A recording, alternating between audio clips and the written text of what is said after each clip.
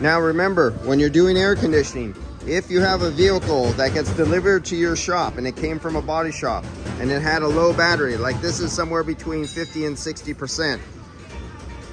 Usually I get a lot of them more dead than that. But if you get a low vehicle with a low battery and it comes to you for air conditioning, the air conditioning might not work because the battery might be so low that the computer is turning off accessories to keep the battery voltage up to protect the alternator and keep the system running.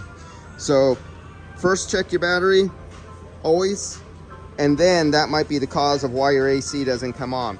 And then you'll notice if you charge it up or swap out the battery or work. But remember, on this one you might have to calibrate it after putting a new battery in it, because this one has load shedding and this does monitor the battery voltage, and that's what this little device is right here. This is like an amp shunt current, checking the current of the battery right there. And as you notice, this is not your grandfather Chevrolet here going on. All right guys, I'll see you.